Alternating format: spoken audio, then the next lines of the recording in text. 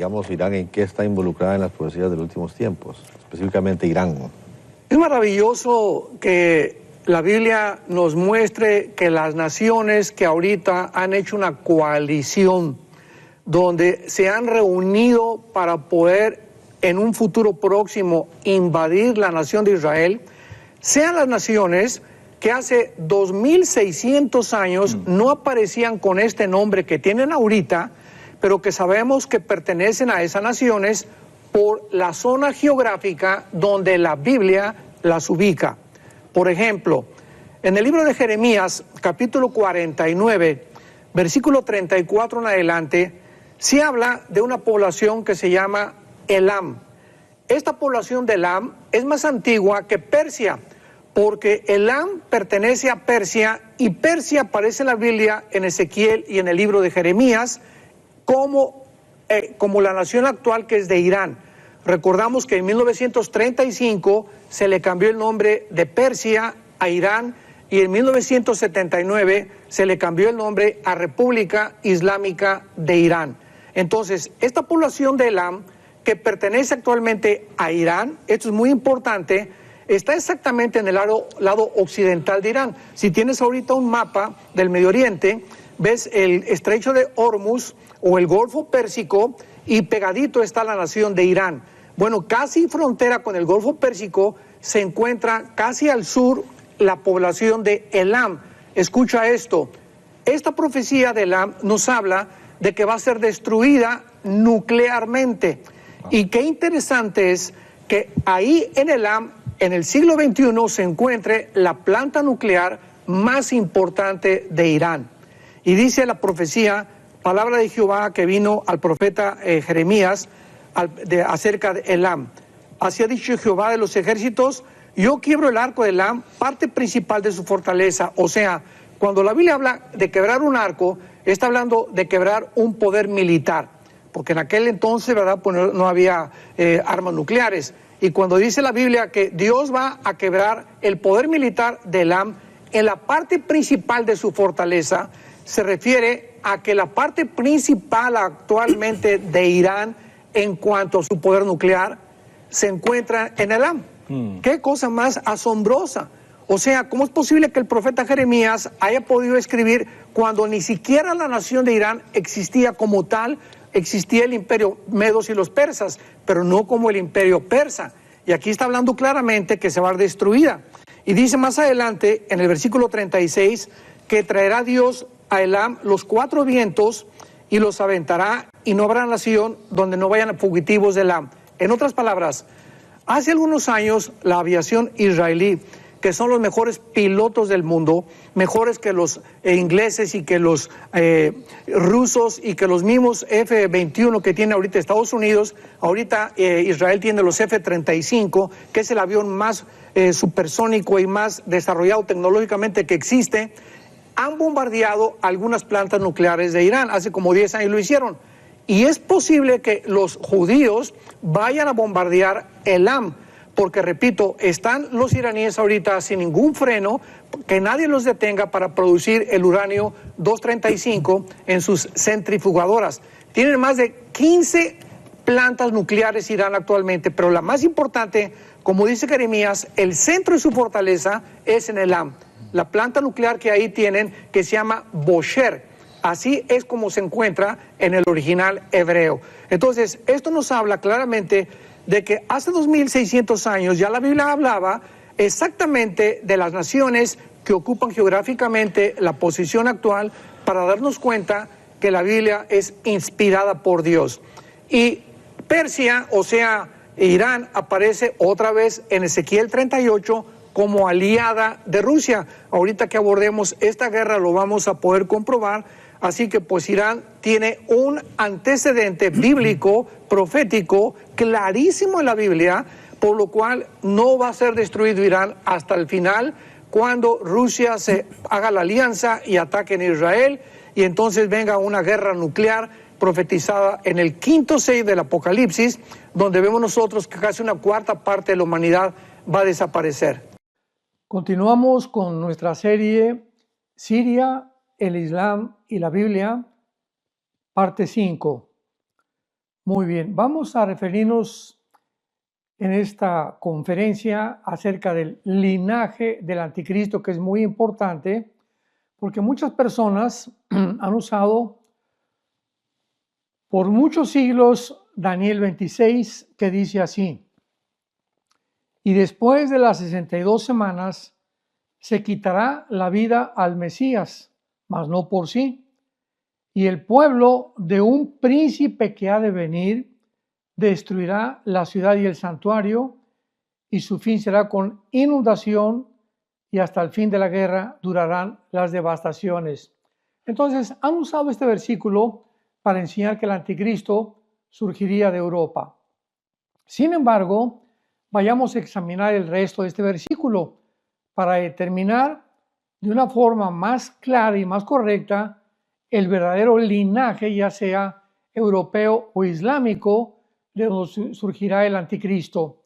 Y dice así el versículo 27: y por otra semana confirmará el pacto con muchos, a la mitad de la semana hará cesar el sacrificio y la ofrenda, después con la muchedumbre de las abominaciones vendrá el desolador hasta que venga la consumación y lo que está determinado se derrame sobre el desolador.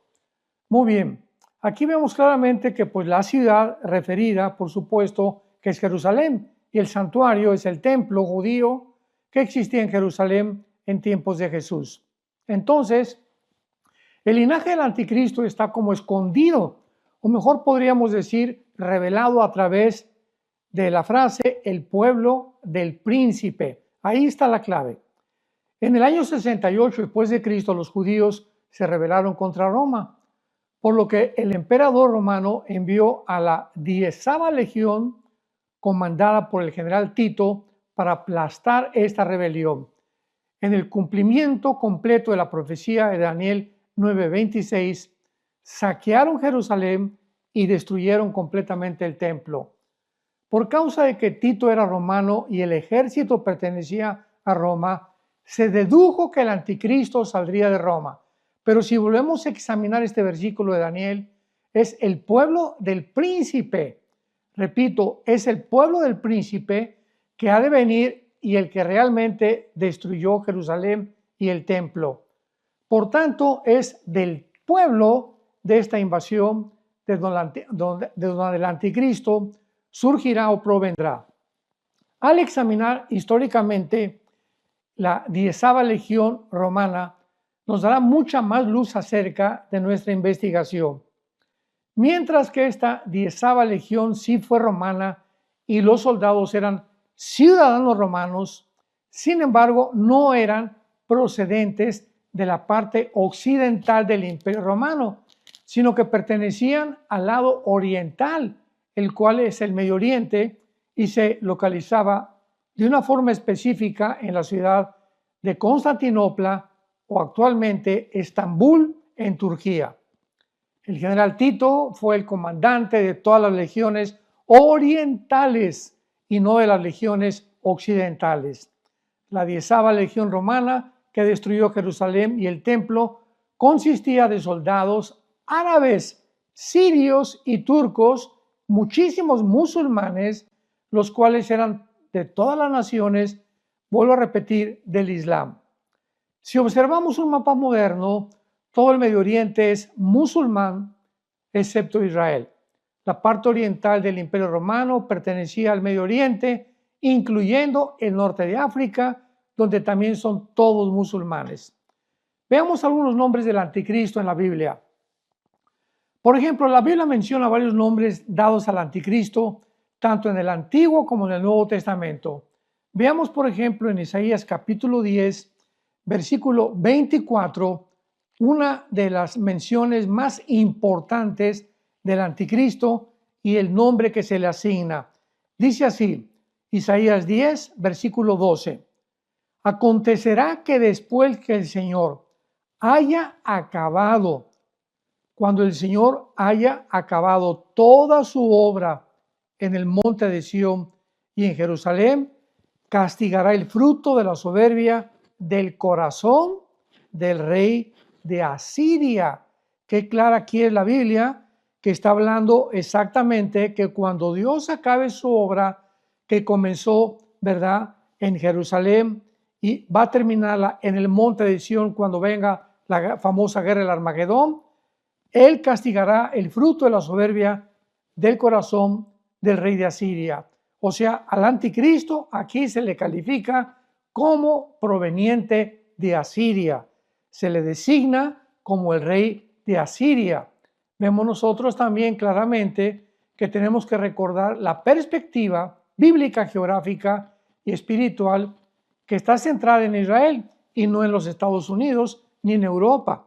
Entonces el anticristo tiene que provenir del norte de Israel, o sea, de Siria, de Irak, de Líbano o de Turquía, pero nunca de Rusia, como se ha de alguna forma equivocada prevalecido esta interpretación, y lo encontramos claramente en el capítulo 10, versículo 8 al 11 del libro de Daniel. Aquí está determinada claramente el futuro o lo que aconteció con el imperio griego. Y vemos en el capítulo 8 de Daniel, versículo 14, que dice la Biblia que cuando esto sucedió, es el versículo 8, Daniel 8, versículo 8.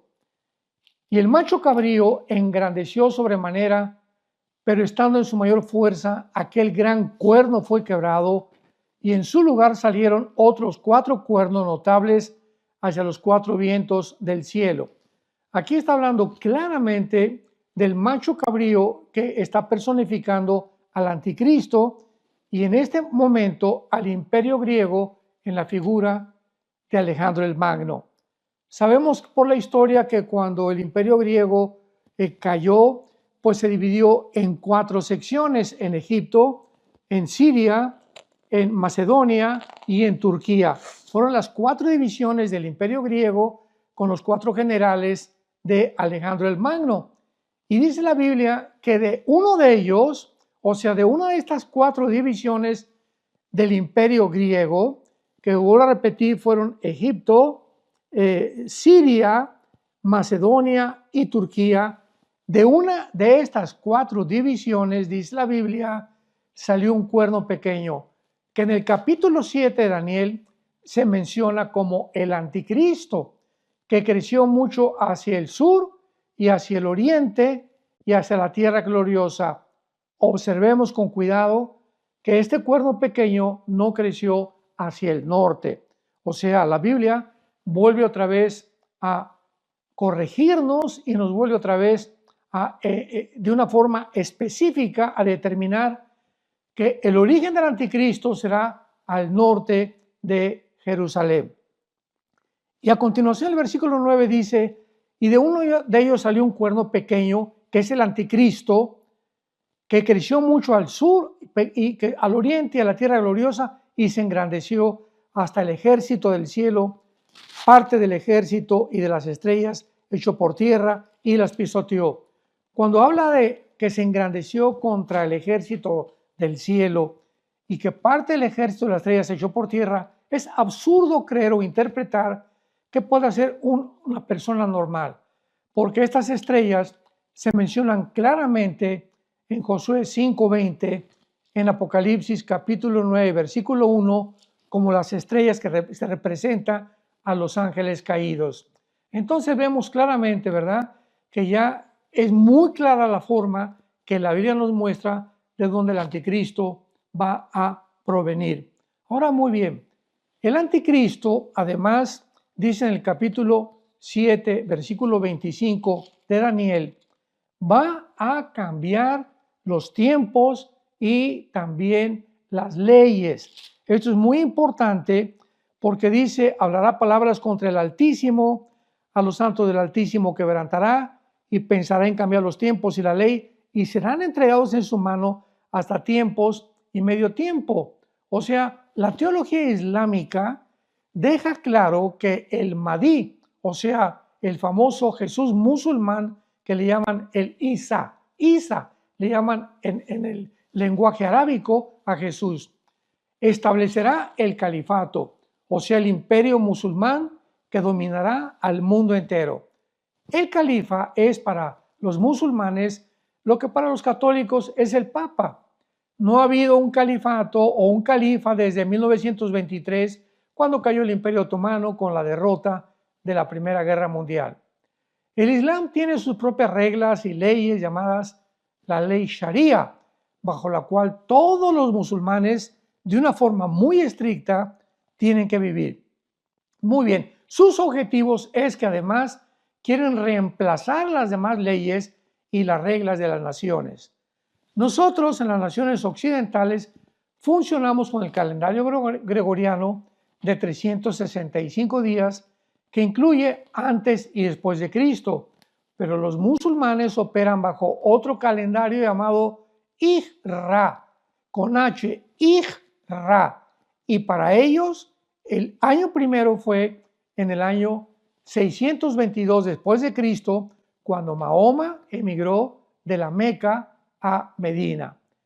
El Mahdi anticristo forzará a todo el mundo a quedar bajo su calendario, como lo dice, lo acabamos de leer, Daniel 7:25, que cambiará completamente las leyes del calendario. En Daniel capítulo 11, versículo 37, encontramos otro aspecto del anticristo que dice así: del Dios de sus padres, esto es muy importante, del Dios de sus padres no hará caso, ni del amor de las mujeres, ni respetará a Dios alguno, porque sobre todo se engrandecerá. Aquí es importante poder deducir claramente que la palabra Dios en el original hebreo es la palabra Elohim, o sea, algunas tradiciones dicen Dios de sus padres, lo cual conlleva la falsa creencia que el anticristo tenía que ser judío, porque la palabra Dios, dicen, es singular. Sin embargo, la palabra hebrea usada aquí es Elohim, que es un plural, o sea, dioses y no Dios, por lo cual debería leerse el anticristo no hará caso de los dioses de sus padres. Vemos claramente la diferencia. Antes, ¿verdad?, Mahoma, como los árabes, adoraban a 360 dioses y Alá era la diosa luna, de ahí la luna creciente que representan en su bandera islámica. Mahoma comenzó a declarar que todos los demás dioses eran falsos y que Alá era el único Dios, por lo que Mahoma no hizo caso de los dioses de sus padres y tampoco lo hará del Mahdi anticristo. Ahora, vemos también a continuación que el anticristo en el mismo versículo no hará caso del amor de las mujeres.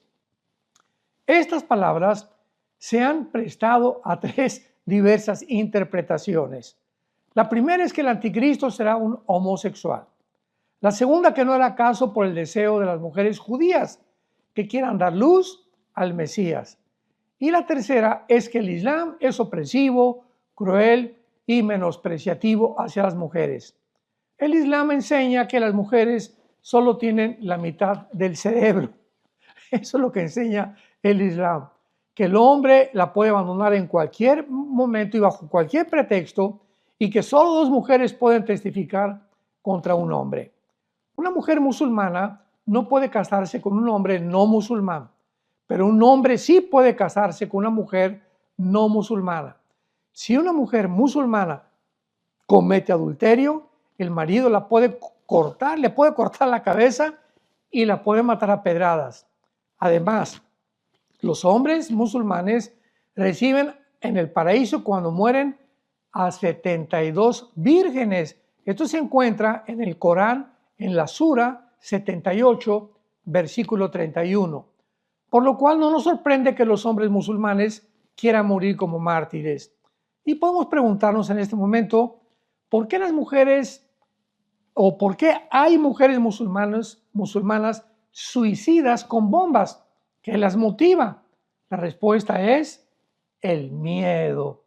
Mahoma enseñó que Alá le había dicho que el infierno estaba lleno de mujeres, lo cual ha asustado a las mujeres musulmanas morir ir al infierno sin haber muerto como mártires.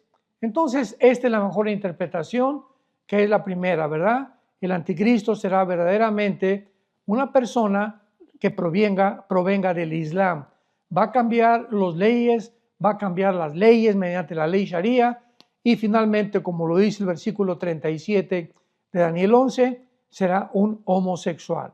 No hará caso de las mujeres, pues no tendrá tiempo, ¿verdad?, ni siquiera de formar una familia, porque vendrá exclusivamente con la ambición tan grande que ha prevalecido desde la Torre de Babel, el control de un mundo global.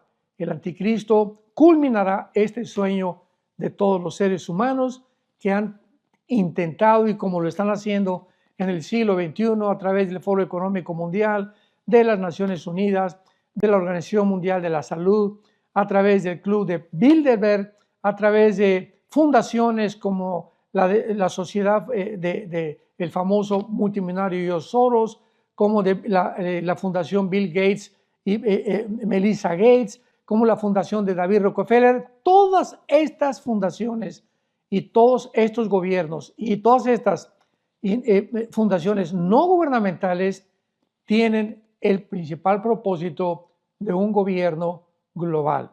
Así que pues estamos en un mundo donde ya está chocando Estados Unidos con la nueva presidencia de Donald Trump contra el mundo que es globalista completamente. Va a haber un conflicto tremendo. Esta situación se va a agravar como lo estamos viendo en Siria y como lo vamos a hablar en el próximo noticiero profético. El mundo está en un hoyo express y voy a repetir, yo lo percibo de esta manera: el patriota o el mundo patriota o el mundo nacionalista que representa actualmente Estados Unidos contra un mundo globalista de los medios de comunicación, de los gobiernos, de las fundaciones, de las sociedades secretas que están tratando de impedir que nadie pueda restringir la pavimentación del surgimiento del próximo dictador mundial que será el anticristo.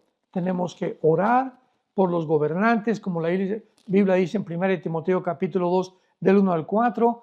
Tenemos que orar principalmente por el presidente Donald Trump. Tenemos que orar por todos los demás líderes mundiales para que podamos tener una clara definición de lo que el Espíritu Santo quiere decir con el próximo gobierno mundial. Así que estamos ya muy cerca de ver de qué forma el Islam actualmente en Siria está haciendo una revolución tremenda. Los drusos en el sur de Siria, Israel los está apoyando. En el norte de Siria, Turquía está controlando y quiere controlar, ¿verdad?, a los kurdos y estos rebeldes sirios dirigidos por un hombre llamado Al-Jolani, que se acaban de levantar actualmente en Siria y están causando una, otra y otra guerra civil que va a precipitar otra vez a las naciones árabes y a las naciones de la Unión Europea e inclusive Rusia y Estados Unidos en otra guerra en el Medio Oriente. Estamos en un mundo donde claramente los protagonistas están delante de nuestros ojos. Oremos pues para que podamos, mientras viene Jesucristo por nosotros, tener una claridad y no oír todo lo que los medios de comunicación nos tratan de pervertir y nos tratan de distorsionar completamente para hacer de personajes o de unos o de otros que son los diablos y que esta es la nación y que por qué los aranceles de Trump, sin que nos demos cuenta el trasfondo bíblico del mundo espiritual que está actuando en el mundo físico donde tú y yo vivimos, en la dimensión física visible donde un mundo espiritual está tratando de controlar al mundo para llevarlo a una tercera guerra mundial. Les esperamos para la parte séptima de esta serie, Siria, el Islam y la Biblia. Que Dios les bendiga.